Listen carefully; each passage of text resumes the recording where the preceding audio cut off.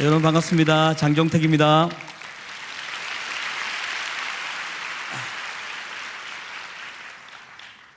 좀 당황스러우시죠? 예, 제 외모가 기독교보다는 불교에 가까운 외모라 조금 당황스러울 겁니다. 좀 옥사 맞고요. 잠시 제 소개를 한다면요, 저는 예배 사역자고요, 또 한 가정의 이제 아버지입니다. 그래서 제 가족은요, 아내가 하나 있고요, 그죠? 예, 그리고 딸이 셋 있습니다. 첫째 딸 이름이 이슬이고요, 둘째가 온유고, 셋째 이름은 이제 세상의 빛을 해서 세빛입니다. 첫째가 뭐라고요? 둘째가요? 셋째가요? 자, 그럼 아점 한번 따보세요. 이, 온, 세. 그렇죠? 미국의 유명한 비욘세라는 가수가 있는데요, 그렇게 외우기가 쉽습니다. 오늘 제가 이 자리에 온 것은 다름 아니라 제 둘째 가정 이야기를 좀 하려고 왔습니다. 둘째가 온유인데요, 작년에 희귀병에 걸렸습니다. 그래서 병명은요, 엔타이라고 그러죠. 항 NMDA 수용체 뇌염이라고 그럽니다. 근데 이건 발견된 지가 5년 정도 됐답니다. 그래서 치유 방법이 없는, 사례도 극히 드물고 그런 병에 걸려서 작년에 고려대학병원에 안암동에 있는 고대병원에 가서 처치실에서 이렇게 하다가 8분간의 긴 발작을 하고 난 다음에 이제 죽어버렸습니다. 여기서 죽었다는 말은 뇌하고 숨만 쉬고요, 나머지는 다 기능이 상실되는 그런 상황에 가버렸죠. 저희 딸이 그리고 난 다음에 이제 중환자실로 들어갔는데요, 들어갈 때 교수님의 말씀이 생생합니다. 제 귀에. 아버님, 어머님, 온유가 중환자실에 들어가는 이유는 치유받기 위해서가 아니라 그러더라고요. 왜 들어가냐면 호흡 곤란이 오면요, 바로 산소호흡기를 갖다 댈 수 있고, 또 이렇게 발작이 오면 진정제 같은 걸 놔서 좀 이렇게 줄이는 그 역할밖에 못한다. 살 수 있는 방법은 딱 하나인데 온유 자신이 살아나는 것밖에는 없다라고 이제 그렇게 말씀을 하시더라고요. 그러면서 덧붙이는 말씀이 이 병은 종착역이 없는 긴 마라톤이 될 것입니다라고 이야기하시더라고요. 그 언제 깨어날지 모른다는 말이죠. 이렇게 죽는 것은 뭐 죽을 수도 있고, 그렇게 이제 들어갔거든요. 제가 좀 전에 이제 저희 딸 이야기를 하면서 그 NMDA 수용체 뇌염이 뭐냐 아마 잘 모르실 거예요. 제가 구체적으로 좀 이야기를 한다면요, 여자애니까 난소가 있잖아요. 난소 위에 기형 종양이 생긴 겁니다. 그러면 몸은 자신이 항체를 만든대요. 하나님이 만든 섭리가 항체를 만들어서 그 기형 종양을 공격해야 돼요, 자기 몸을 보호하기 위해서. 근데 저희 딸 경우에는 그 항체가 자기 몸을 보호하기 위해서 기형 종양을 공격해야 되는데 그걸 공격하지 않고 자기를 공격한 거예요. 자가 면역 질환 같은 거예요. 그래서 그 항체가 혈액을 타고 어디로 가냐면 뇌를 간 거예요. 그래서 뇌를 공격해서 이제 아기를 그렇게 죽음으로 몰아 넣은 겁니다. 여기서 제가 이제 우리 온유가 이 병을 갖고 난 다음에 큰 두 가지 증상이 있었거든요. 첫째가 뭐냐면요, 발작입니다. 사람들은 제가 한 번씩 간증을 하면 그런 말 하세요. 따님이신데, 목사님 따님이신데 발작이라는 것보다도 경련이라는 단어가 있을 텐데 왜 좀 순화된 이야기를 쓰시지라고 하시거든요. 근데 저희 딸 경우에는 그냥 거품 무는 정도의 경련이 아닙니다. 걔가 한번 발작이 일어나면요, 그 뇌는 이제 죽어버렸잖아요. 근데 이제 그 항체가 피를 통해서 공격을 하는 거예요. 그러면 어떤 증상이 일어나냐면 이럽니다. 하고 이렇게 짐승 소리를 냅니다. 워낙 아프니까 그렇겠죠. 그러면서 확 올라오면 얘가 참지를 못해서요, 그 침대에서 막 확 돌아버립니다. 근데 걔가 머리에서 발끝까지 수많은 주사 바늘이 있거든요. 그걸 이제 뽑히면 안 되는 거예요. 그러면 저희도 이제 막 사투를 벌리는 거예요. 근데 이걸 보통 몇 시간 하냐면 짧게는 한 2시간, 길게는 한 5시간 정도도 했었습니다. 그러니까 12시에 들어와서 동이 틀 때도까지도, 그러니까 그 애도 그렇고 부모도 그렇고 뭐 정신이 없는 거죠. 원래 여러분 아시겠지만 그 중환자실에 들어가면요 보호자가 못 들어갑니다. 부모라도 못 들어갑니다. 아시죠? 그래서 하루에 2번 면회를 줄 때 그때 들어가거든요. 근데 저희한테는 예외를 두셨습니다.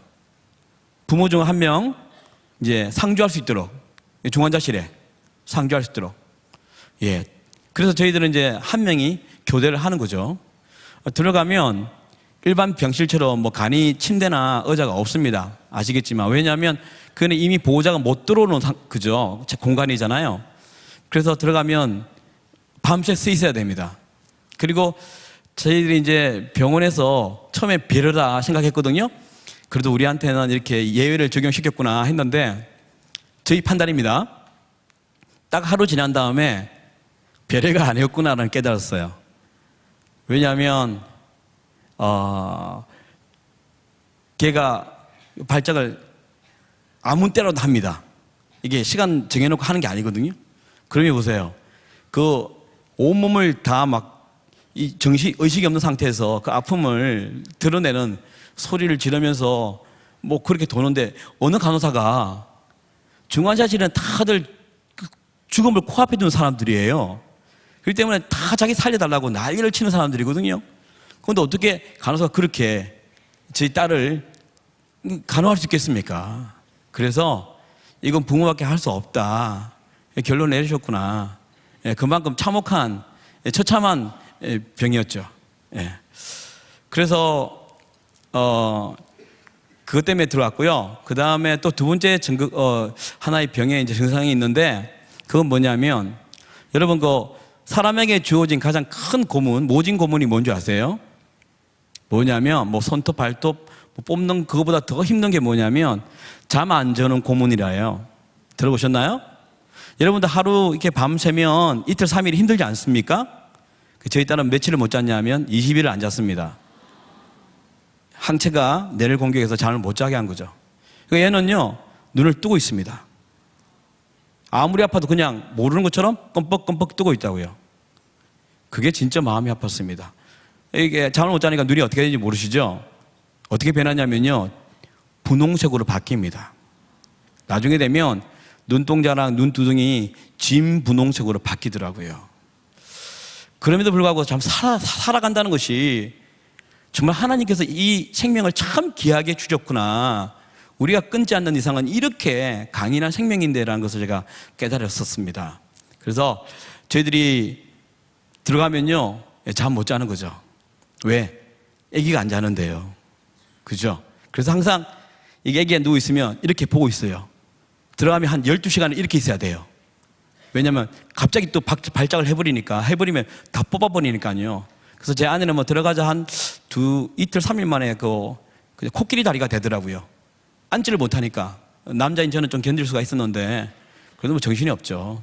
그래서 오늘 여러분에게 좀 더 이렇게 이해력을 돕기 위해서 제가 CTS라는 TV에서 이제 저희 아플 때, 죽음 안에 있을 때 영상을 찍고 이렇게 방송을 했거든요. 그래서 제가 가져왔습니다. 오늘 보시고요. 우리 온유는 눈을 뜨고 있습니다. 이게 여기 영상에는요. 그러나 못 봅니다. 그냥 뜨고 있는 거예요. 어떤 아픔이 와도 못 느끼고 그냥 뜨고 있는 거예요. 그래서 한번 보시고 계속 제가 이야기를 이어가겠습니다. 예, 영상 부탁합니다.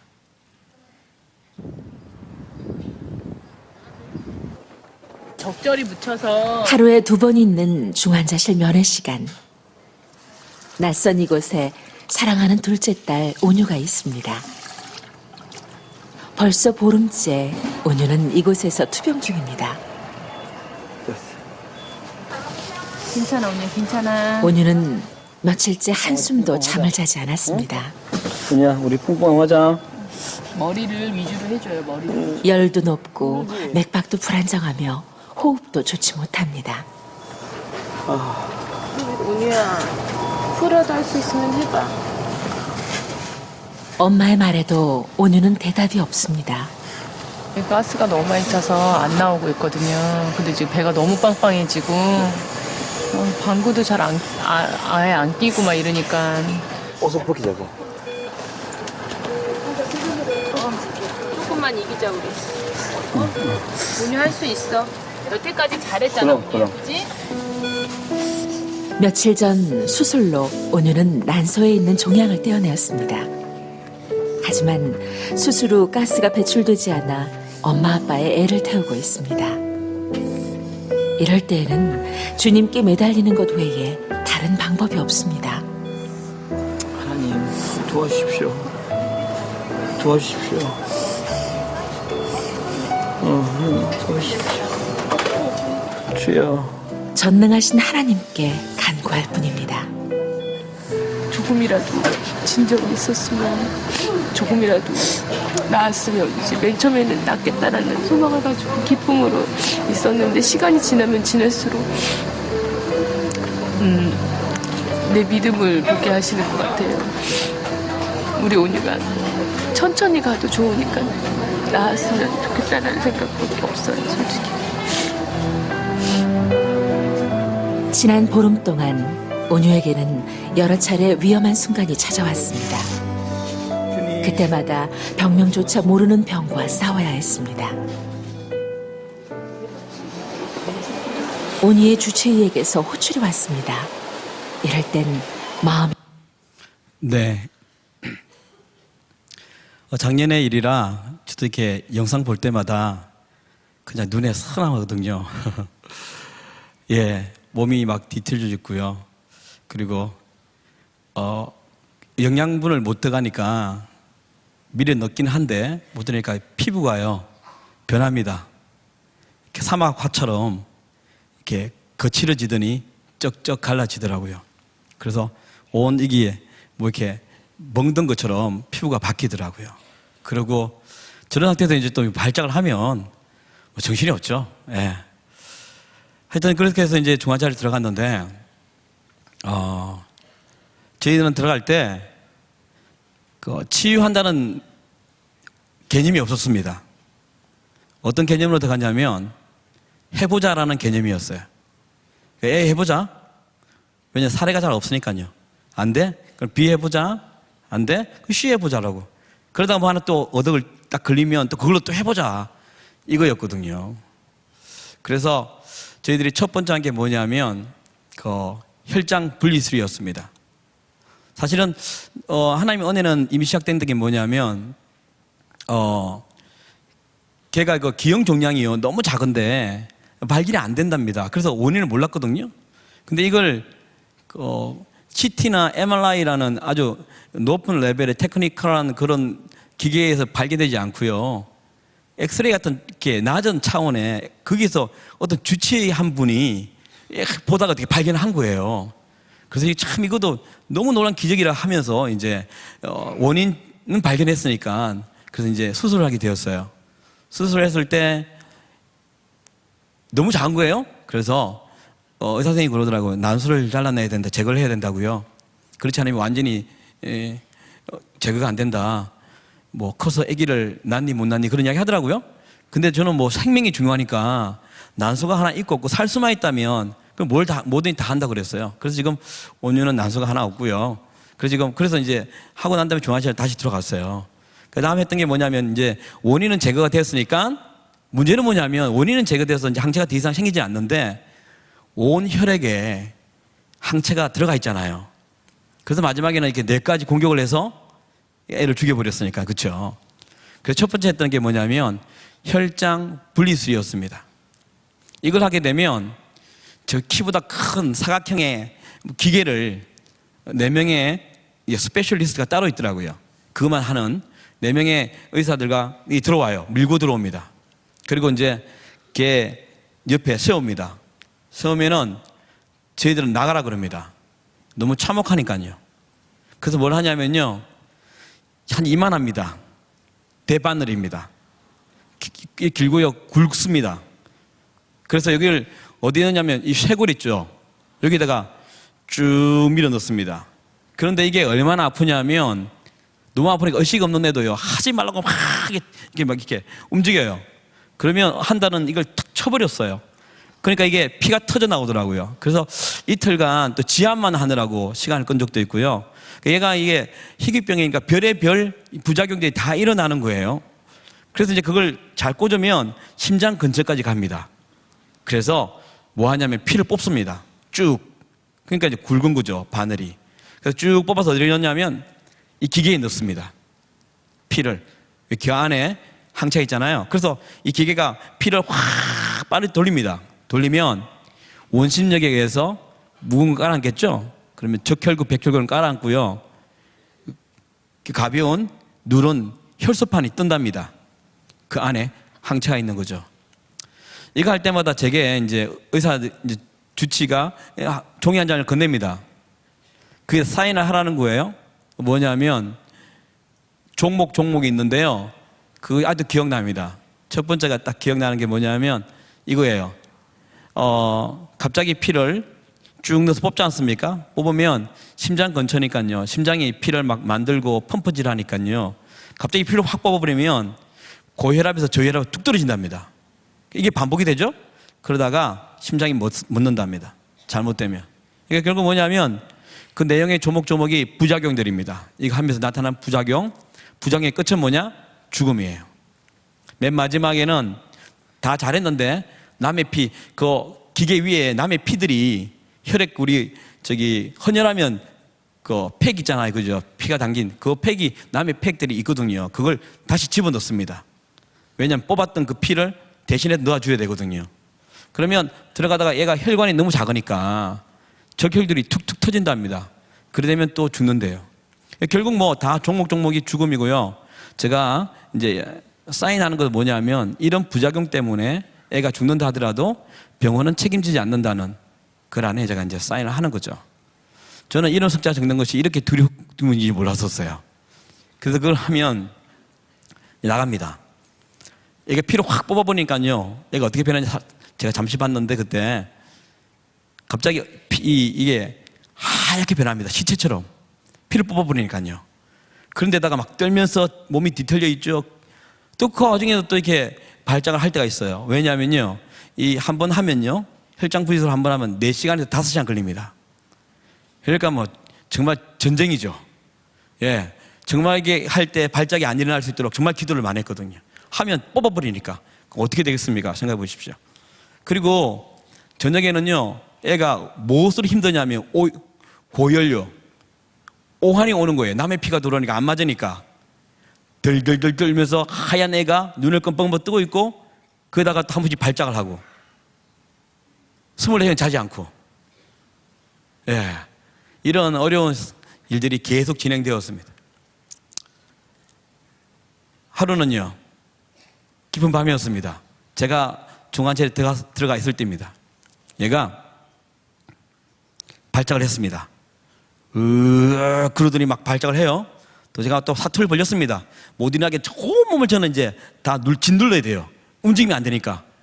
그래서 막 싸움을 합니다. 그날은 좀 짧게 했습니다. 2시간 정도. 그래서 이제 좀 힘을 이렇게 깊은 이제 숨을 들이쉬면서 좀 쉬나 했더니 얘가 눈을 끔뻑끔뻑 뜨면서 뭘 하냐면 뭐 씻고 있어요. 이렇게. 그 제가 봤을 때 이게는 상식적으로 말이 안 되는 일이잖아요. 그래서 제가 뭘 씹는지 뭐 간호사가 끔을 줬을 때도 준 것도 아닐 테고 오징어를 줬을 때도 아닐 텐데 그래서 제가 입을 강제 열어봤습니다. 열어봤더니 뭘 씹냐면 뺨 있잖아요. 안쪽에 보면 안에 부드러운 살갗이 있죠. 그걸 어금니로 뜯은 거예요. 그날은 깊게 뜯었어요. 그 스테이크처럼 살갗이 거기서 씹고 있더라고요. 깜짝 놀랐어요. 근데 뭐가 보이냐면 그 안에 검붉은 혈관이 있죠. 그것들이 막 보이더라고요. 내가 깜짝 놀라서 이게 뭐지라고 생각하는 순간에 또 얘가 한번 칵 씹었는데 그 안쪽 혈관을 씹어버렸어요. 그러니까 피가 분수처럼 팍 터져 나오더라고요. 순식간에 입에 막 피가 막 고이기 시작했어요. 그래서 제가 깜짝 놀라서 간호사님 막 불렀어요. 불렀더니 간호사가 뛰쳐오더니 보니 깜짝 놀란 거거든요. 뭐 이게 그래서 간호사가 빠르더라고요. 석션 그래요. 그러니까 옆에 있던 간호사가 호선을 막 뽑아요. 뽑아서 입에 넣으니까 피를 막 뽑잖아요. 그러면서 막 피가 막 빨려 이게 병에 막 이렇게 고이더라고요. 그러면서 이분이 하는 말이 마우스피스 그래요. 그러니까 이 동그란 두 개 붙어 있는 마우스피스를 가져오더니 입에 딱 넣더라고요. 못 쉽게 고정하려고 하는 거죠. 이렇게. 그런 다음에 이 밴드, 하얀 밴드 있잖아요. 그걸 막 얼굴에 칭칭칭 감아요. 근데 그 사이에 막 피가 막 흘러나오고요. 막 정신이 없었습니다. 제가 그거 하는 사이에 저는 온몸이 부르르 떨고 있었습니다. 딴 사람도 아닌 내 이쁜 딸이 지금 조금 전에 있었던 일들이 막 잔상이 남아가지고, 그리고 제 눈앞에 보이는 거, 근데 걔는 아픈 것도 모르고 그냥 눈을 끔뻑끔뻑거리니까 정말 이게 막 뭐가 뒤집어지는 거죠, 부모로서. 그런데 내가 이렇게 하면 안 되지 하고 정신 차려야지. 응급처치를 하고 나간 간호사가 나간 다음에 커튼 밖으로 나간 다음에 제가 개수대가 옆에 있어요. 그래서 수건으로 따뜻한 물을 해서 이렇게 닦아내야 될 거 아니에요. 얼굴이 피범벅인데요. 그래서 닦아내려고 닦는데 이 입술 위에 뭐가 하얀 게 붙어 있더라고요. 그냥 뭔가 봤어요. 봤더니 뭐냐면 우리 딸의 치아입니다. 그 마우스피스를 꽂았는데 그 사이에 칵 씹어버리니까 이빨이 축 빠져가 옆에 이게 빠져가지고 이게 걸린 거예요. 이렇게 붙어 있는 거예요. 그걸 딱 보는 순간 제가 이성을 잃었습니다. 예, 이성을 잃었습니다. 눈이 돌아왔다 그러죠. 그 전까지는 아내가 하루 밤새고 제가 하루 밤새고잖아요. 바꿀 때마다 정말 기도하고 도하거든요. 소망을 가지고, 그렇죠. 하나님 일하실 거라고, 역전시킬 거라고. 그런 마음으로 굳게 돼가는데 보자마자 깨어지거든요. 그렇게 하여튼 어쨌든 간에 내가 꾹꾹 믿음이라는 것으로 눌러놨는데 내 눈앞에 보이는 이 조금 전의 일들, 그리고 딸아이의 얼굴에 피가 가득한 얼굴에 막 묻어 있는 거라든지 내 손가락 위에 우리 딸아이의 치아를 딱 보는데 그게 터져버린 거예요. 예. 사실 저는 미국에서 한 13년을 살았습니다. 유학을 가서 거기서 오래 살다가 정말 어렵게 영주권도 갖게 되었습니다. 그런데 제가 9년 전에 한국을 나오면서 다 포기하고 나왔습니다. 왜냐하면요, 제 영주권이 어렵게 허락이 되고 난 다음에 여행 허가서가 나와서 한국을 이렇게 초청을 받아서 방문했습니다. 그래서 예배 사역자니까 뭐 교회도 캠프도 가서 집회를 하고 그랬거든요. 그런데 뭔가 이상한 거예요. 뭐가 이상하냐면 제가 배운 예배랑 뭐 다는 그렇지 않겠지만 한국의 대부분의 예배가 제가 배운 예배랑 다른 거예요. 제가 배운 예배는 예배당에서 고백한 대로 삶을 살아가는 것이 삶의 예배로 나는 배웠거든요. 근데 한국에 왔는데요, 예배당에 있는 성도들의 모습과 예배당 밖에 있는 성도들의 모습이 너무 다른 거예요. 그리고 다니면 사역자에 대한 뒷담화도 막 들어오고요. 그러니까 이 세상이 봤을 때 이게 안 맞으니까 그때 막 기독교란 말을 엄청 제가 많이 들었거든요. 이게 뭐지? 예배당에서 우리가 이렇게 고백하고 이렇게 뜨겁게 하나님을 사랑한다고 고백했으면 삶도 그리 되어서 세상 사람들이 예수 믿는 사람 때문에 예수를 믿을 텐데 이게 뭐지? 그리고 어느 캠프를 갔는데 막 현란한 조명 아래서 막 뛰면서 예배를 해요. 정말 죽기 살기로 다 같이 그렇게 해요. 그런데 예배가 끝나고 말씀이 들어오는데 그 3분의 2는요, 학생들이 핸드폰을 꺼내더니 게임을 하고 카톡을 하고 뭐 다른 걸 해요. 앞에는 자기 시작하고요. 예배팀은 나가서 수다를 떨고 있고요. 이게 뭐지? 하여튼 이런 걸 막 보게 되었어요. 그래서 제가 미국으로 돌아갈 때 태평양 위에서 하나님께 여쭤봤습니다. 하나님, 한국의 예배는 삶의 예배의 부흥이 아니라 어쩌면 종교 행사, 예배 음악의 부흥입니까? 그렇다면 제가 좀 할 일이 있겠죠. 제가 한국 가겠습니다. 그래서 한국을 온 거거든요. 제 친구나 후배들은요, 그 당시에 뭐 지금도 그렇지만 해외파들, 유학파들은요, 이렇게 큰 한국에 있는 교회에서 청빙을 합니다. 그렇죠? 공부만 했으니까 우리에게 와서 사역해 주십시오. 그러면 보통 제가 봤을 때는 뭐 집이라든지 자동차, 나머지 재반 사항을 많이 도와주세요. 책임을 져주세요. 그렇죠?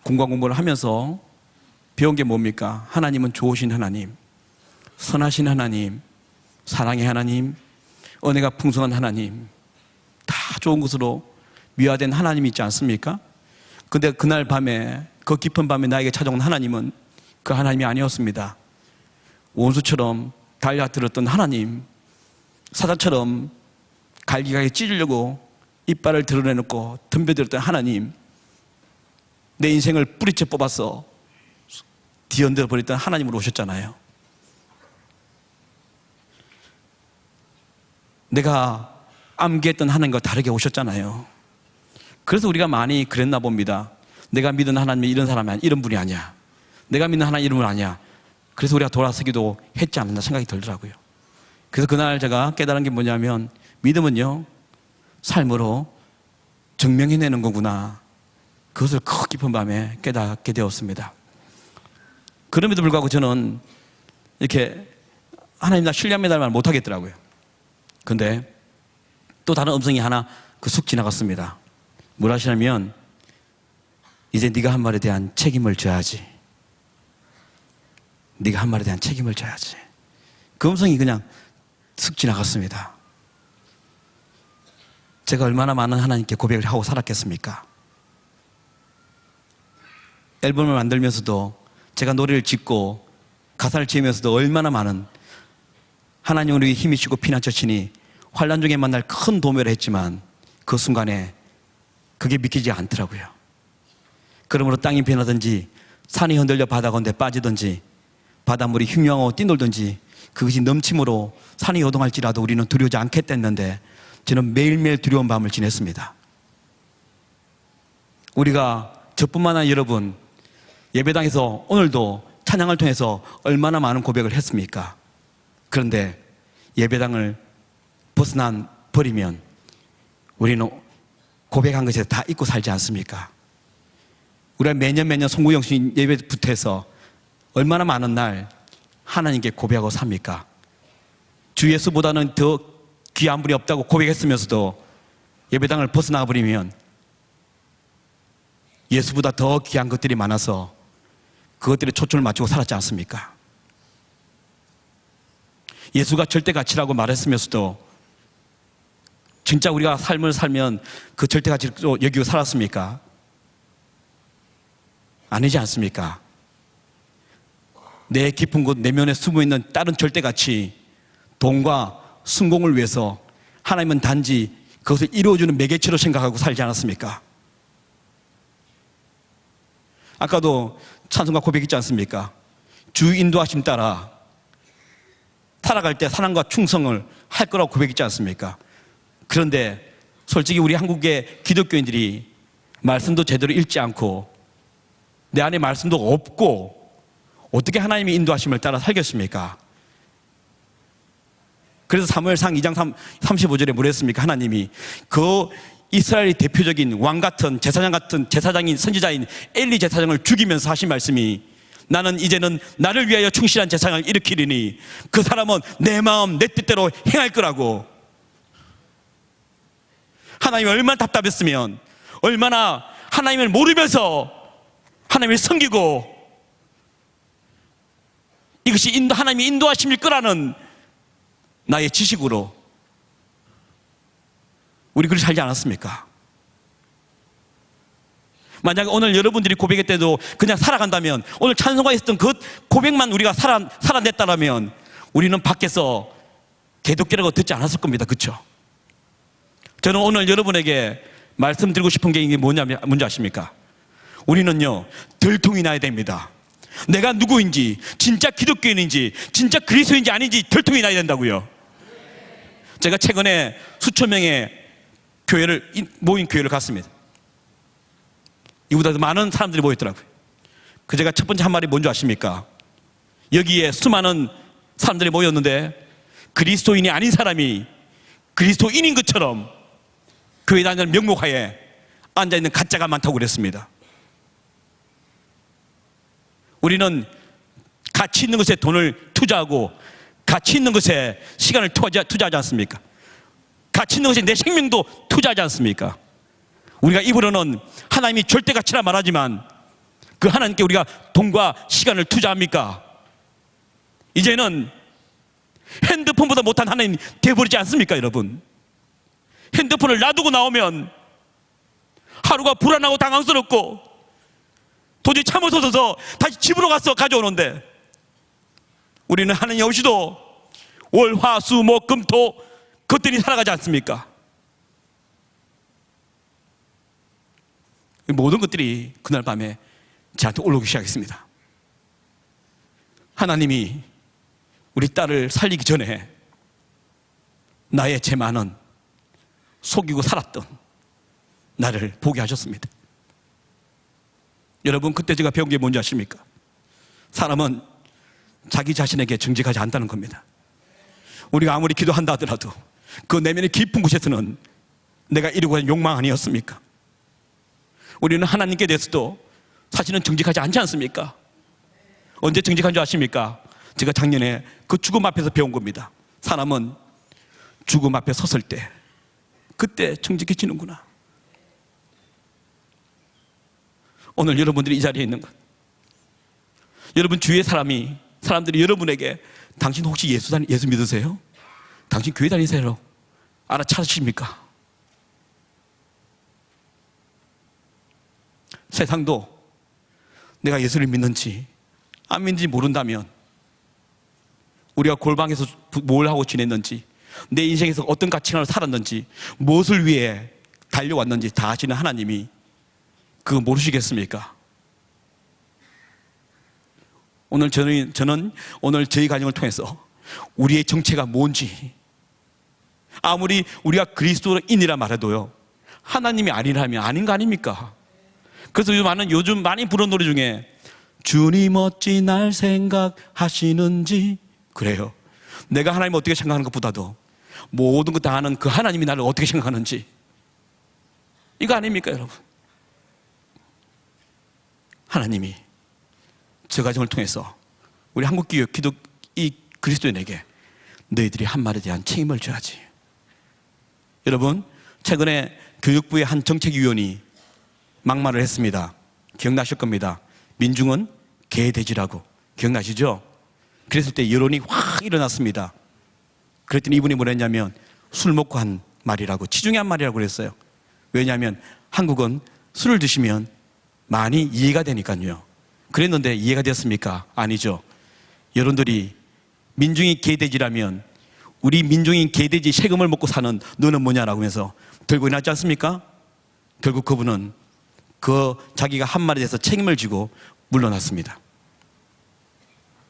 왜 세상 사람들이 우리를 기독교인을 한 줄 아십니까? 세상 사람들 우리가 교회에서 어떤 말을 하는지 알거든요. 너희들 순결히 산다고 고백했지 않니? 기독교인들 너희들은 정직한 사람이라고 고백했잖아. 너희들 자기 이웃을 네 몸과 같이 사랑한다고 고백했지 않냐? 근데 왜 지키지 않아? 오히려 자기 유익을 위해서 남을 짓밟아버리는, 오히려 많은 뒤통수를 치는, 나 너 때문에 교회 안 간다는 그런 고백을 만들게 한 사람이 우리 아니었습니까?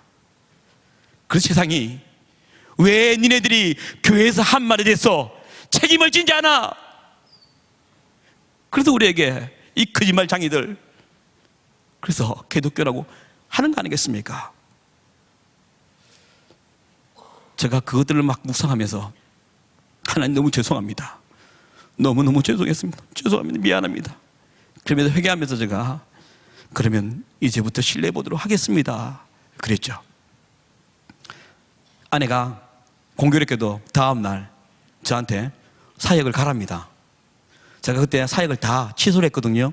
왜냐하면 지금 아기가 죽어 있는데 어떻게 나갑니까? 저는 가정이 제일 중요한 사역이라고 생각했는데, 근데 아내가 그러더라고요. 당신이 하나님 일을 해야 하나님도 우리 일을 하시지. 그래서 제가 밤을 새고, 지방 갈 때는요 이틀을 밤을 새야 돼요. 왜? 지방 왔다 갔다 하면 1박 2일 갔다 와야 되거든요. 그럼 아내가 좀 쉬어야 되니까 제가 이틀을 밤을 새고 갑니다. 근데 자동차를 타면요 막 갈지자를 막 이렇게 가는 거죠. 잠이 와서. 그래서 수많은 이게 헝크가 나고요, 막 하이빔이 오고, 어느 날 섰는데 내 앞에 이제 전봇대가 앞에 서 있을 때도 있었고요. 그렇게 하나님을 섬겼습니다. 왜 섬기지 아십니까? 내가 하나님을 위해서 하기가 아니더라고요. 처음에 그렇게 우리가 하나님 일을 해야 하나님이 하시겠지라고 생각이 드는데 아니더라고요. 해보니 집회 가보니까요, 그 예배 때문에 다시 새 힘을 얻고 또 우리 딸을 밤을 새워서 그 발작을 기도로 막 힘이 생기더라고요. 예배가 그렇더라고요. 예. 제 이야기들이 조금씩 번져가기 시작했습니다. 사역자들이 기도해 주기 시작했는데요, 어느 날 대전에 있는 예수전도단이라는 곳이었어요. 한 간사님이세요. 저 몰라요. 기도하는 중에 말씀을 받았답니다. 그래서 이분 만나려고 대전에서 올라오셨다가 가셨습니다. 근데 그 말씀이 오늘 주제 말씀입니다. 누가복음 4장 38, 39절 말씀 안 보셔도 됩니다. 제가 말씀드릴게요. 베드로의 장모가 중한 열병을 앓았습니다. 이 고혈압은 엄청 무서운 거거든요. 중한 열병이니까 생명을 내놓은 그런 순간이 있겠죠? 근데 성경에 보니까 많은 사람들이 그를 위해 구함에 되어 있습니다. 그랬더니 치유의 예수님이 움직이셔서 열병을 꾸짖으신데 열병이 물러가매라고 되어 있습니다. 그래서 저는 그 말씀을 받고 확신이 생겼습니다. 우리의 딸의 이 병은 중보 기도로 수많은 사람들이 예수님께 기도함으로 구함에 예수님이 움직이셔서 낫게 하는 거구나 확신이 들었습니다. 그래서 제가 중보 기도를 요청했는데 실은 저한테 어떤 기억에 이렇게 남아있는 안 좋은 일화가 하나 있습니다. 제가 교회 사역할 때 저도 제법 큰 교회에서 한 4천, 5천 명 되는 중대인 교회에서 섬긴 적이 있습니다. 거기도 명찰을 달지 않으면 누가 목사인지도 모르는 제법 큰 교회였는데 어느 날 어떤 집사님이 저를 찾아왔습니다. 하시는 말씀이 자기가 급한 일이 생겼고 절박한 일이 생겼대요. 그래서 전사님 찾아왔는데 기도 좀 해달라고 그러더라고요. 그래서 제가 이야기를 들었습니다. 어떤 기도입니까? 했더니 그 상황이 너무너무 절박해요. 힘들어요. 그래서 제가 그걸 듣고 제가 집에 가서 중보 기도 노트에 적었습니다. 그리고 일주일을 진짜 기도했습니다. 여러분, 진짜 기도하면 뭐가 생긴 줄 아십니까? 기대감이 생깁니다. 하나님이 어찌 일하셨을까? 그래서 일주일이 지나간 다음에 제가 막 찾아갔습니다. 비집고 찾아가서 그분을 찾았어요. 그래서 그분이 물었죠. 집사님, 지난주에 나에게 부탁한 기도 어떻게 되었습니까? 제가 중보 기도했는데 이후에 어떻게 기도해야 됩니까? 상황을 좀 알려주세요 라고 물었더니 이분이 화들짝 놀라며 하시는 말씀이, 기도하셨어요. 난 조상이 바쁜 사람이라. 알고 보니 이분도 잊고 기도하지 않았더라고요. 이것이 한국 기독교의 중보기도의 현주소인가? 기도 부탁한 사람도 안 하고 기도 부탁 받은 사람도 안 하는 기도. 그냥 툭 치면은 인사하는 것처럼 기도를 부탁해. 툭 치면은 기도해 줄게. 그렇지만 두 사람 다 안 하는 것이 한국 중보기도의 현주소구라는 걸 그때 깨달았습니다. 문제는 뭐냐면 내 딸은 진짜 중보기도를 해야 나을 거 아닙니까? 그래서 제가 인터넷에 제 딸의 참혹한 사진들 다 올리기 시작했습니다. 왜냐하면 이만큼 시급한 아주 절박한 문제이기 때문에. 그러면서 제가 어떤 이야기를 적었냐면, 여러분 진짜 정직한 중보기도 해달라고 꼭 부탁했습니다. 제가 그 기도를 알고 있었잖아요. 여러분, 많은 사람들이 기도를 시작했는데 특별히 저희 같은 딸을 가진 자녀를 가진 엄마 아빠들 기도를 하기 시작했습니다. 그 사진을 보니까 마음이 찢어지고 막 눌려지고 그렇지 않습니까? 그래서 자기 딸처럼 느껴져서 막 기도를 하기 시작하셨어요. 그 기도가 시작된 다음에요, 하루에 수십 통에서 수백 통의 문자가 오기 시작했습니다. 근데 놀라운 게 뭔지 아십니까? 중보기도의 비밀들이 드러나기 시작했습니다. 무슨 말이냐면 수백 통의 문자가 오잖아요. 근데 그 내용이 비슷합니다. 이런 겁니다. 어느 집사님이 예수를 믿고 난 다음에 처음으로 새벽기도를 갔답니다. 온유 때문에 한 번도 새벽기도를 가지 않았는데 온유의 사진을 보고 건너 물어서 제 홈페이지에 와서 글을 읽으면서 막 펑펑 울면서 그날을 보냈대요. 아침에 일어났는데 새벽기도랍니다. 그래서 새벽기도 갔답니다. 며칠을 그렇게 하나님 이 온유 살려달라고, 이 이쁜 아이가 왜 이렇게 됐습니까? 막 그렇게 기도를 하는데 갑자기 이런 생각이 나더랍니다. 나는 드라마에 빠져서 한두 시간 휙휙 날리는, 그래서 너무 재밌어서 다음 날이 막 기대되는 삶을 살았는데 하나님 말씀에 한 번도 내 손을 뻗어서 성경책을 연 사실이 없다는 사실을 깨달았답니다. 그리고 하나님이 하실 일 때문에 다음 날에 기대된 적들은 하루도 없었던 자기 인생이 보여지더랍니다. 그러면서 고백이 뭔지 아십니까? 이런 나의 기도를 하나님이 들으실까? 그 생각이 엄습이 들더래요. 그러면서 그 새벽에 온유를 위해서 기도를 시작했는데 자기가 회개하는 기도로 그렇게 하나님께 가슴을 치며 회개 기도를 했더랍니다. 어느 남자 안수 집사님의 문자가 왔습니다. 기업하시는 분이십니다. 온유를 기도를 하는데 그 생각이 나더랍니다.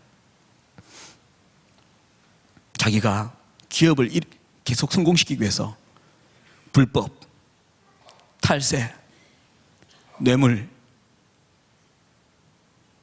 노래방, 주점에 가서 술 사주면서 그 했던 모든 제약들이 죄 안 짓고 어떻게 살아 한국에서 다 저지르는데 그런 말로 살았던, 성경은 죄의 삭은 사망이라 했는데 자기는 살기 위해서 죄를 지었던 그 모습이 막 드러나더랍니다. 그래서 그분도 결국은 자기의 가슴을 치면서 회개를 하기 시작했다고.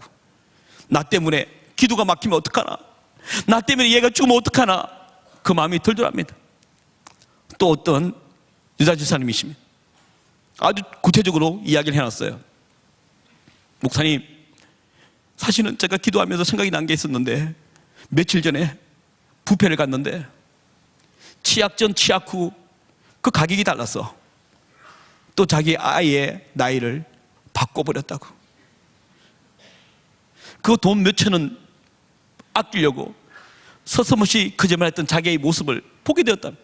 그랬더니 뒤돌아보니까 모든 것이 그 순간을 넘기기 위해서 그리 살았구나, 내가 그리 살았구나, 그러면서 또 그렇게 회개를 했다며. 수백 통의 그 문자들이 거의 대부분 같습니다.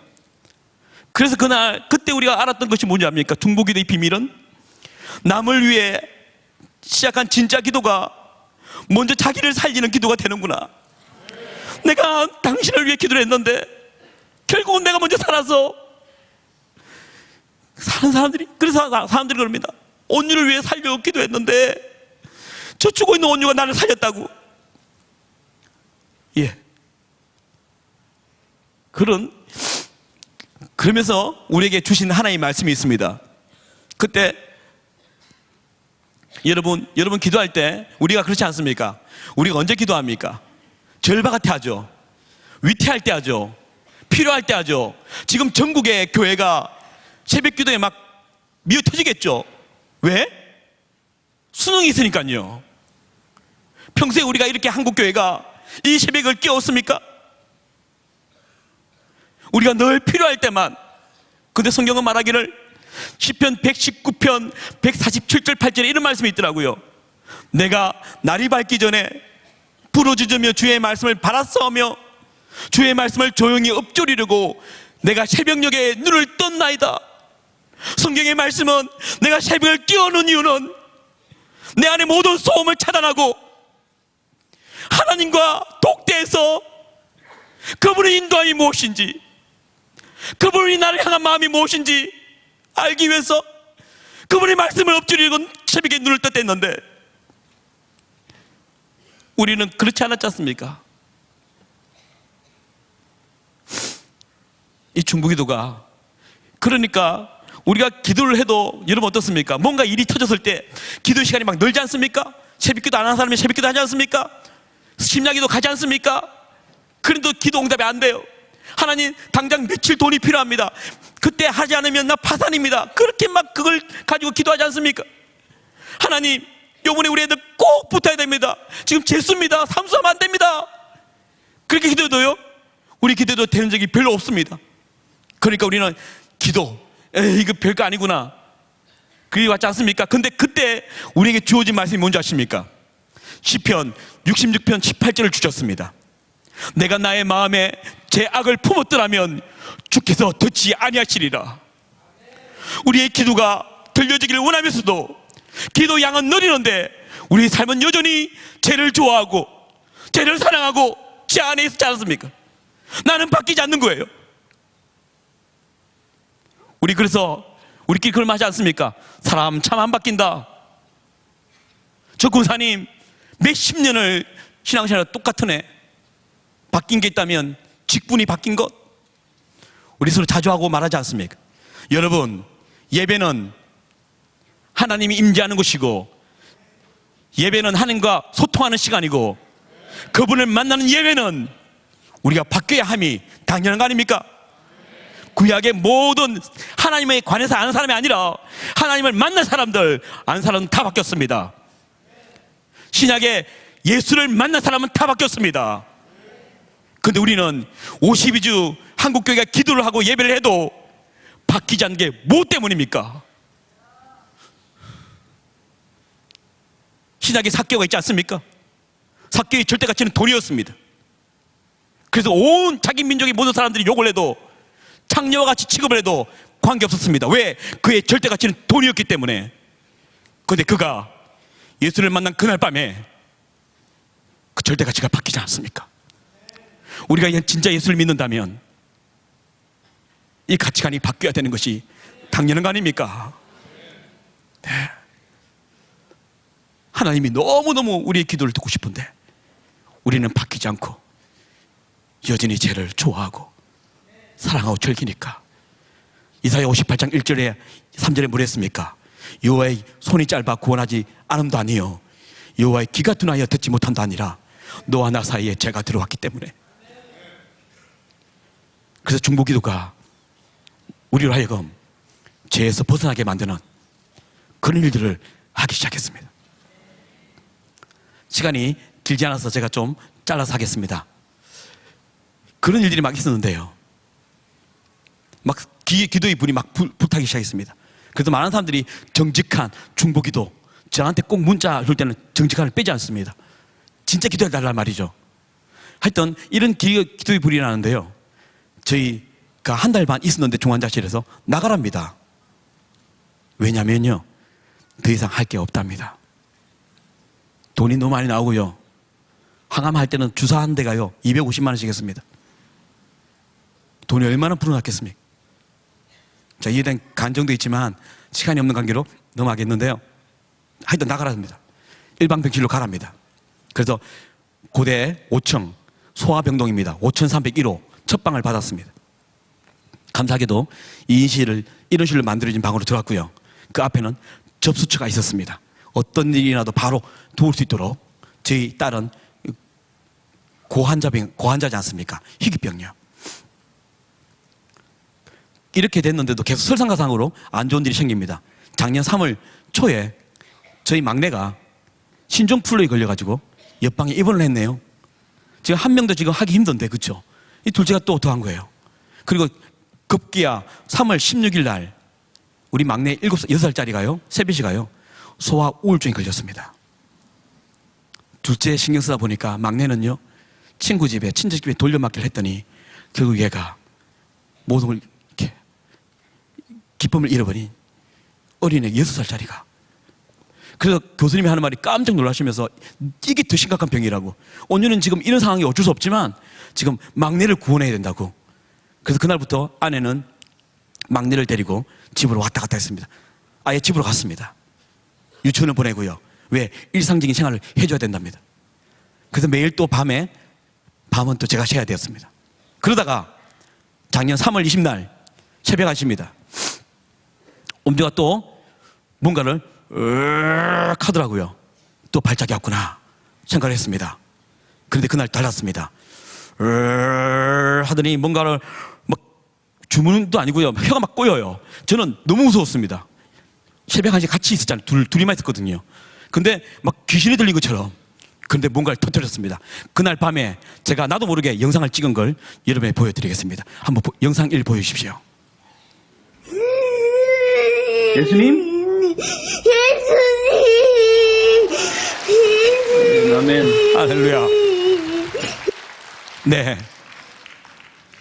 이 천마디가 아빠, 엄마가 아니라 눈물 흘리면서 예수라고 부르면서 여러분 깨어난 겁니다.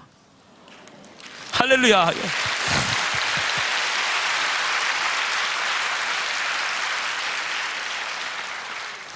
병원이 발칵 뒤집혔습니다. 제가 말씀드렸죠. 우리 교수님이 들어갈 때 끝이 없는, 종착역이 없는 긴 마라톤이 될 거랬지 않습니까? 그 2달 만에 작년 1월 19일 날 들어갔다가 죽었다가 3월 20일 깨어난 겁니다. 예수라 부르며 병원이 다음 단계를 뭘 해야 할지 모르는 거예요. 그래서 재활을 하자. 근데 그 당시 온리 상태가 어땠냐면요, 모든 면역 체계가 사라졌습니다. 근육 없어졌습니다. 지방 단백질 없어졌습니다. 그리고 누워있는데 이 다리고 발입니다. 움직이지 않잖아요. 그 사이에 굳은 거예요. 어린애니까. 그래서 마사지사가 와서 계속 주무르기 시작했고요. 근데 그때 당시에는 이 뼈밖에 없었어요. 먹는 게 없으니까. 늘 캔이잖아요. 영양제로 먹었거든요. 그러니까 얘가 일어선다는 것, 앉는다는 것 상상도 못할 일이에요. 그러다가 얘를 데리고 어디를 갔냐, 휠체어에 앉혀서 영상의학실로 갔습니다. 그 하니까요, 엑스레이처럼 되어 있는데, 엑스레이는 사진이지만 얘는 엑스레이인데 영상입니다. 움직입니다. 다 보입니다. 뼈가 어떻게 움직이는지. 그게 안 치고 난 다음에 얘 온유의 혓바닥 위에 요플 한 방을 떠뜨렸습니다.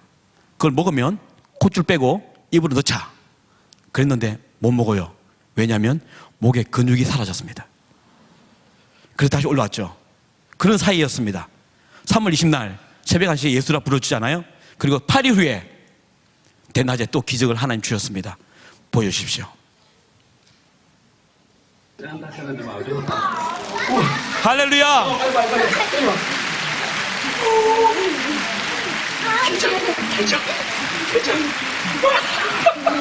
세빈이 기다려줘. 네, 됐습니다. 아, 이거 기적인데 어떻게 했어? 됐어? 됐어?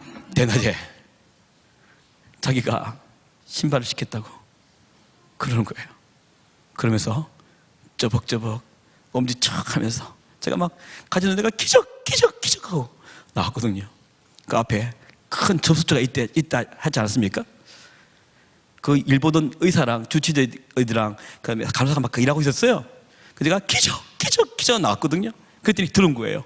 보더니 다 뻘떡 일어나더니 간호사들은요 이걸 맞고 하고 막 눈물을 막 참는 거예요. 왜요? 자기가 봤던 환자 아닙니까? 늘 죽음만 해서 발작하고 그 배변을 못해서 밤새도록 피가 터져 나오고 똥오줌이 나와서 그걸 늘 갈아줬던 그 간호사들입니다. 자기 눈앞에 그 애가 예수라 부르짖더니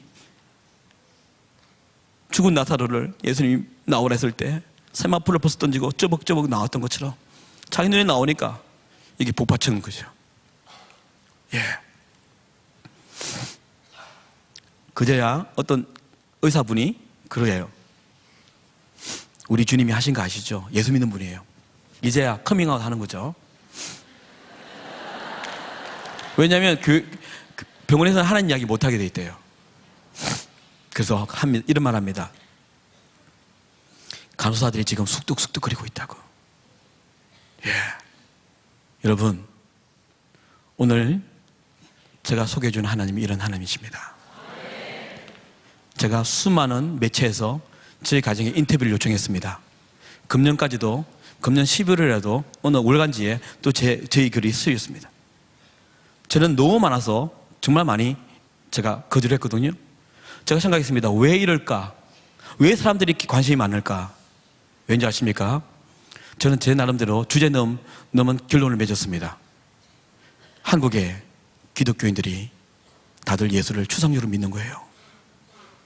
그러니까 우리가 예배당 나가면 그렇게 고백했던 것대로 살지 않고 내 절대 가치를 위해서 내 절대 가치가 있는 것은 있으니까 다른 것들은 덜 중요하거든요. 예수도 덜 중요하고 하나님도 덜 중요하니까 그분은 그냥 밀어내고 우리가 다 하지 않습니까? 한국교회가 무너지고 있다고 그럽니다. 도덕 윤리적으로 성적으로 무너지고 있으니까 뭔가 하나님이 계시다는 사실이 필요한데 우리에게 필요했던 것 같아요. 예. 여러분, 작년에 3월달 사순절이었습니다. 작년 4월 5일이 부활절이었고요. 그때 제가 기도했습니다. 하나님, 예수를 부활시킨 것처럼 우리 예수님처럼 우리 온유 부활절 날 교회 가게 해달라고 그랬습니다. 그랬더니 작년 3월 28일 날 걸었고요. 3월 31일 날 퇴원했습니다. 왜? 예. 왜냐하면 이미 그 병원에서 할 게 없다 그랬거든요. 근데 이런 말 하셨어요. 그 애가 죽음 안에 있을 때요, 교수님이 그랬습니다. 어머니 아버님, 내가 너무 작아졌어요. 온유히 내가 너무 작아졌대요. 왜냐하면 항체 공격도 받고 수많은 약으로 강한 스테로이드 같은 것들을 막 자극시키니까 애가 아파서 작아진 거예요. 죽음 안에 있을 때 교수님이 그랬습니다. 혹시라도 깨어나면 모든 8년간의 지난 8년간의 모든 기억은 상실할 가능성이 아주 많습니다. 그랬거든요. 작년 3월 31일 날 퇴원했지 않습니까? 퇴원하는 그날 지능 검사했습니다. 그래서 4시간 정도를 했는데 몇 살로 나온지 아십니까? 4살로 나왔습니다. 어제 먹었던 밥을 기억을 못해요. 너무 아팠어. 그러나 아빠 엄마는 기억하는 거예요. 그래서 내년에 오시라 그랬어요. 금년 5월에 고대병원 가서 지능검사 또 4시간 했습니다. 몇 살로 나온지 아십니까? 9살요. 할렐루야! 할렐루야!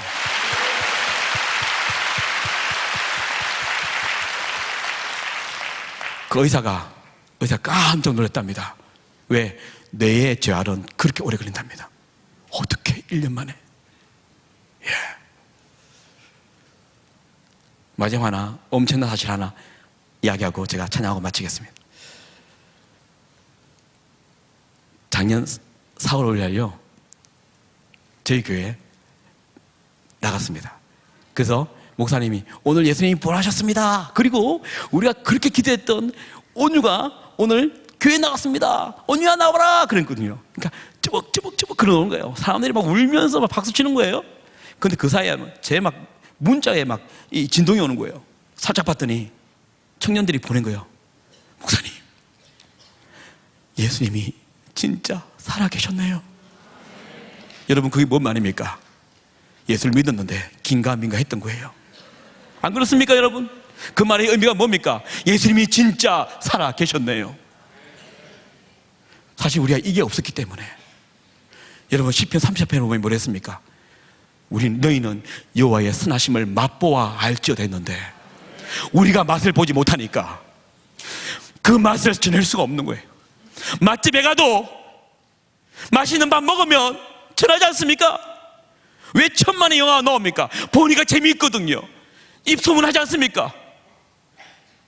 맛집도 영화도 그런데 이 살아계신 하나님을 우리가 진짜 맛보지 못하니까 예수를 전하면 니나 잘하세요 하지 않습니까, 여러분? 오늘 하나님이 저희 가정을 통해서 이야기하시고 싶은 것은 나 살아있다고, 곧 너희들 나 만난다고. 그러면 우리가 어떻게 살아야 될 것인지, 남은 인생 어떻게 살아야 될 것인지, 여러분 제가 제발 부탁드리고 싶은 게 있습니다.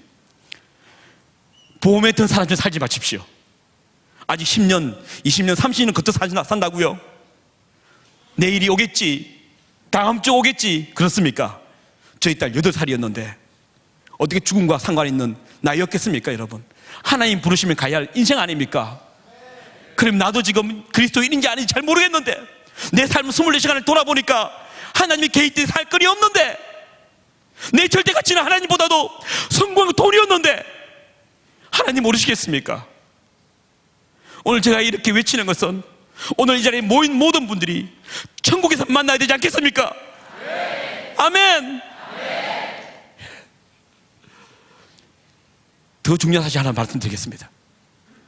저는 너무 궁금했습니다. 뭐가 궁금한지 아십니까? 예수라고 분명히 끼었지 않습니까? 그러면 얘가 죽음 안에 있었을 때 어디 있었을까? 이게 저는 너무 궁금한 거예요. 예수님과 거닐었을까? 작년 11월에 물었습니다. 온유야, 너 아플 때 너 어디 있었니? 아빠가 너무 궁금해. 그랬더니 이 말 듣자마자 온유가요, 하고 막 대성통곡을 하더라고요. 그래서 제가 온유한테 막 빌었습니다. 용서를 구했습니다. 제가 그 아픈 아이의 아픔을 뚝 끄집어낸 거 아닙니까? 그 트라우마를 끄집어낸 거 아닙니까? 이 아빠가 욕심 때문에. 그래서 제가 막 빌었고요. 아내에게 용서를 구했습니다. 내가 너무 미안하다고. 다음에 우리 온유가 크면 자기 입으로 말할 때 듣자. 그런데 금년에요, 몇 달 안 됐습니다. 아내가 이야기를 하는데만 제가 펑펑 울었죠. 무슨 이야기냐면 막내 세빛과 온유랑 엄마가 이야기를 하고 있었대요. 근데 뭐 이런 이야기를 하다가 막내가 물었답니다. 엄마는 하나님 음성 들어봤어? 그래서 아내가 그랬대요. 들어봤지? 어떻게 말씀하시는데? 성경 읽으면 하나님 말씀하시고, 목사님 말씀할 때 하나님 말씀하시지. 그러니까 얘가 그거 말고 엄마 나처럼 이렇게 말하는 이 음성 말이야 딱 그러는데, 온유가 자기 일을 하다가요, 그 말 듣고 난다, 그 바로 순간에 입을 열었답니다. 하나님 음성은 크고 굵어. 아내 깜짝 놀랐답니다. 온유야, 하나님 뭐라 했는데? 하나님이 나 울고 있을 때 온유야 내가 너 살려줄게 그랬다는 거예요. 할렐루야. 내가 그 말을 듣고 정말 펑펑펑 울었습니다. 저는 이 말을 그렇게 정말 이렇게 듣지를 못했거든요. 그래서 제 사역이 또 바뀌었습니다. 여러분, 하나님 여러분 믿는 여러분, 저는 이제는 어떻게 살아야 될지, 그죠? 바뀌어야겠죠. 오늘 하나님 만났는데요, 더, 그죠? 아멘, 아멘. 그래서 내가 노래를 먼저 하겠는데요, 여러분, 인간에게 주어진 가장 극형이 뭐냐고 묻는다면요, 저는 이렇게 확실하게 답할 수 있어요. 제가요, 죽음의 선고를 받고 누워있는 것보다도요, 더 극형이 뭔지 아세요? 내 자녀가 부모의 눈앞에서 죽어가는 모습을 보는 것. 그죠? 근데요, 그걸 보면서 매일매일 내 가슴을 찢었잖아요. 심장을 찢었잖아요. 근데 알고 보니까요, 하나님이 그러셨더라고요. 하나님이 그러셨더라고요. 나는 그냥 병으로 죽어가는 딸을 봐도 그렇게 마음이 아팠는데, 하나님이 이 작은 인간에게 모욕을 당케 하시고 침뱉을 받게 하시고요, 채찍에 맞게 하시다가 십자가에 꼽 올리더니 그냥 창으로 쭈져버렸다. 그걸 하나님 다 보셨더라고요. 그래서 제가 그날 하나님이 세상을 이처럼이란 단어가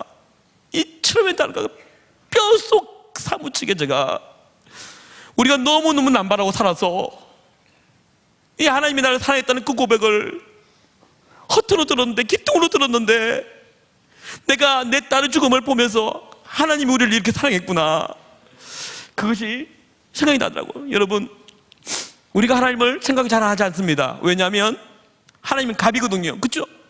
하나님은 다 가지고 싶고 질병도 없고 죽음도 없는 분 아니에요. 그래서 항상 우리는 어리를 생각하고 주님께 나올 때마다 나 좀 받아달라고, 그죠? 나 힘들다고 그랬지 않습니까? 그런데 매일 우리를 보는 하나님, 우리 온유가 눈을 뜨고 있지 않습니까? 눈을 뜨고 있어서 아빠를 몰랐지 않습니까? 내가 그 기회에 대고 얼마나 소리친지 모릅니다. 온유야, 아빠가 옆에 있는데 소리 안 들리니? 들리면 이 손가락 까딱 좀 해줘. 얼마나 소리친지 모릅니다. 근데 온유는요, 그냥 눈만 뜨고 있더라고요. 의식이 없으니까. 그걸 보면서 내가 매일매일 울었습니다. 근데 그게 하나님이더라고요. 하나님이 매일 우리를 부르면서 네가 내 자녀처럼 살 수 없니? 라고 말하는데, 우리는 그냥 눈 뜨고 하나님에 대한 의식 없이 사망의 잠을 자는 것처럼 하나님을 말하면서도 하나님의 인도함이 뭔지 모르면서 그걸 보는 하나님이 어떻겠습니까? 나는 이제 내 마음 내 뜻을 행하는 자를 내가 세우겠다는 그 말을 또 하지 않겠습니까? 그래서 우리가 하나님께 반응하는 삶을 살아야 된다. 그래서 오늘 제가 먼저 노래 하나 하겠습니다. 해주십시오.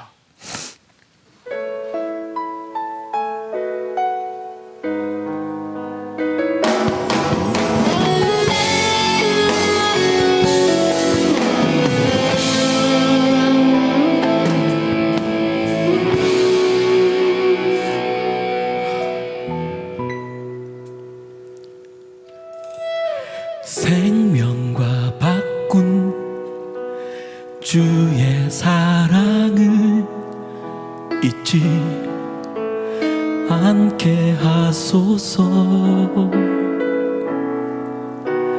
나를 위해 흘렸던 주의 눈물 잊지 않게 하소서.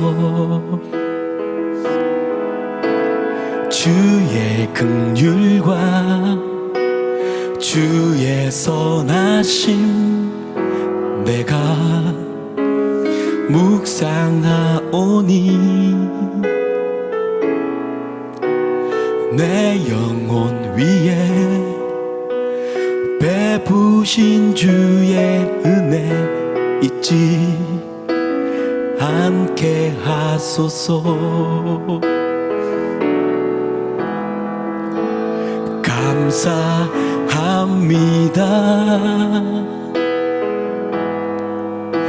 주님, 고맙습니다.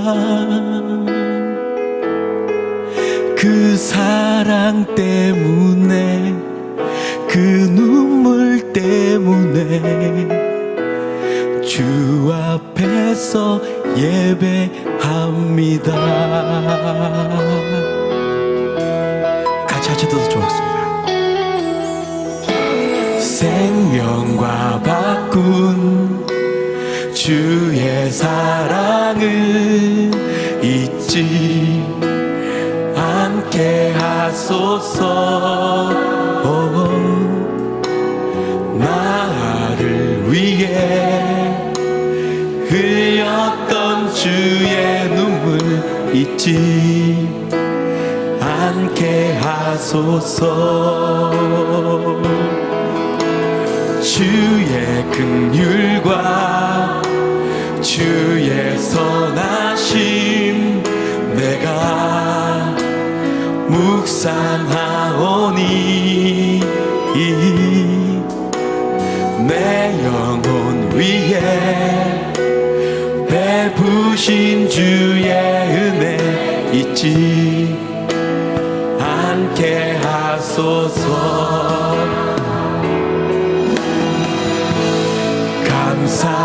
감사합니다 주님, 고맙습니다. 그 사랑 때문에, 그 눈물 때문에 주 앞에서 예배합니다. 감사합니다. 감사합니다 주님, 고맙습니다. 그 사랑 때문에, 그 눈물 때문에 주 앞에서 예배합니다. 감사합니다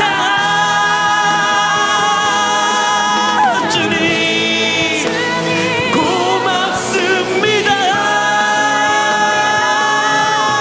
그 사랑 때문에, 그 눈물 때문에 주 앞에서 예배합니다.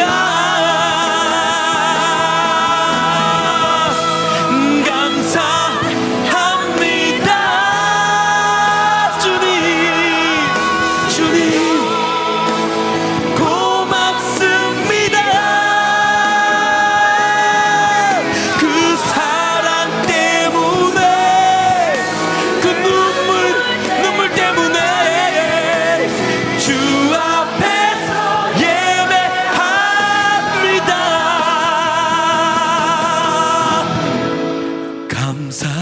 감사합니다. 아멘.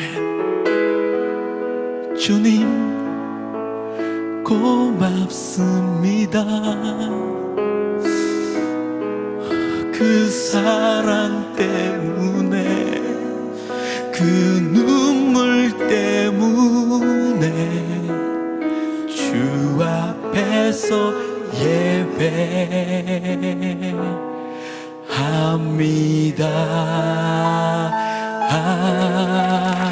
우리 주님께요. 할렐루야! 주님 감사합니다. 주님 고맙습니다. 우! 아멘. 아멘. 자, 마지막 짧은 간증 하나 마치겠습니다. 일주일쯤 됐어요. 집에 가야 됐어요. 왜냐하면 잘 공간이 없어요. 그래서 침낭을, 중환자실은요 뭐 이렇게 보호자들이 있을 데가 없어요. 그 침낭이랑 옷을 갈아입어야 되잖아요. 집에 갔습니다. 문을 딱 열고 들어갔는데요, 눈앞에 베란다가 들어오더라고요. 그 베란다에 뭐가 보이냐면 우리 온유가 타던 자전거가 이렇게 옆에 이게 있더라고요. 그 앞에 가서 그 털썩 주지 않고 막 대성통곡했습니다. 엉엉엉 막 가슴을 치고 울었습니다. 왜냐하면 두 가지 이유입니다. 첫 번째는 이제 이 주인이 없는 거예요. 그게 너무 마음이 아팠고요.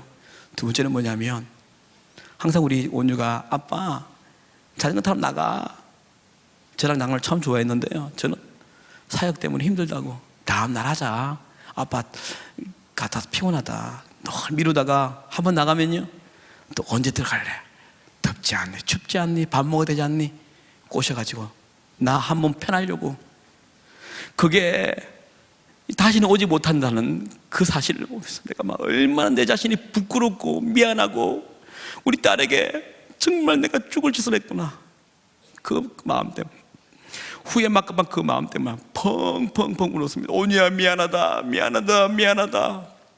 그러면서 기도한 게 뭔지 아십니까? 하나님께 그렇게 됐습니다. 하나님, 제 소원 딱 한 가지 있습니다. 한 가지, 우리 딸 이 자전거 다시 타게 해주세요. 그거였습니다. 어떤 기도였냐면요, 하나님 나 일상으로 돌아가게 해주세요. 저한테는 그것이 가장 내 인생의 큰 기도 제목이었는데 알고 보면 우리 다 일상을 살지 않습니까? 그런데 그게 은혜가 안 되는 거예요. 그렇죠? 단조롭고 지루하고 늘 남과 비교하면 언제 나는 저렇게 되나, 그게 아니었습니다. 여러분, 일상을 사는 여러분들은 이미 하나님의 놀라운 복을 받고 계신 거예요. 아멘 아멘.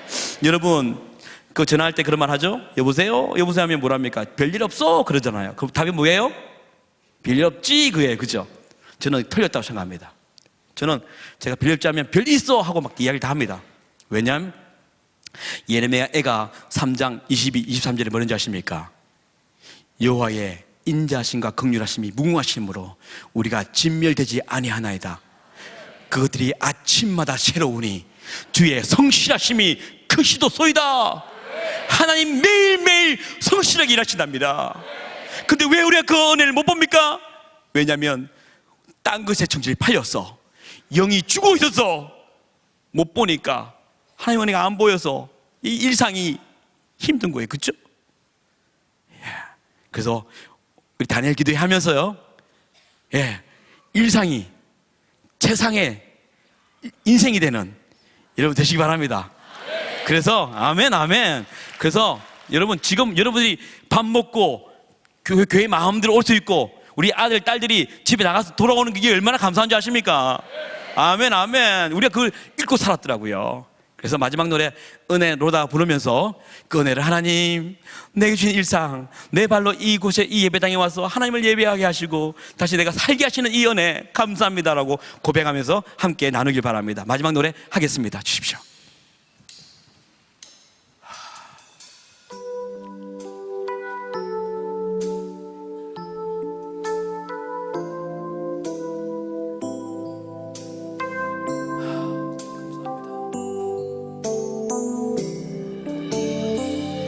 은혜로다 주와 함께 거함이 은혜로다. 은혜로다 주와 함께 거함이 은혜로다. 같이 할까요? 은혜로다 주와 함께 거함이 은혜로다 은혜로다 주와 함께 거함이 은혜로다. 우리 한번 더 하나님께 고백합시다. 은혜로다 은혜로다 주님과 함께 은혜로다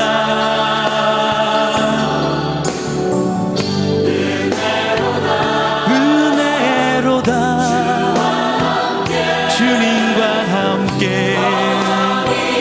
은혜로다 주가 계신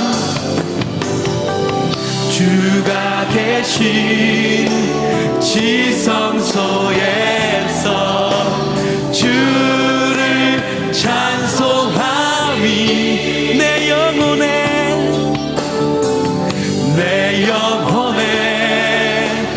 부어주신 주의 큰 은혜로다 은혜로다 주와 함께 거함이 은혜로다 아멘 아멘 은혜로다 주님과 함께 거함이 은혜로다 아멘. 여러분 오늘 여러분이 나눴던 말들은요 저한테 말입니다. 제가 매일 깨우지 않으면 또 변질되더라고요. 그래도 여러분에게 말했지만 저한테 한 말입니다. 여러분 매일매일 하나님의 살아계심을 구체적으로 드러내는 삶이 되기를 바랍니다. 아멘. 하나님 감사합니다.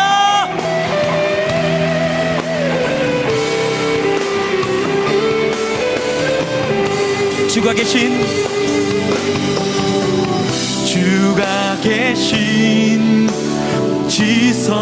지성소에서 주를 찬송함이 내 영혼에 부어주신 주의 큰 은혜로다 은혜로다 주와 함께 거함이 은혜로다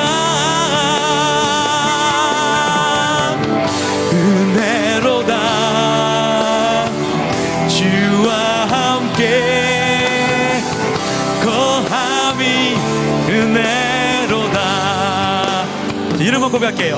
은혜로다 크게 할까요? 주와 함께 거함이 은혜로다 아멘 아멘 은혜로다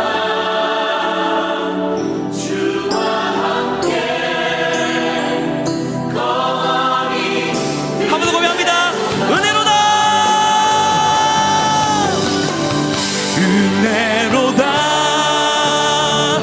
주와 함께 거함이 은혜로다 은혜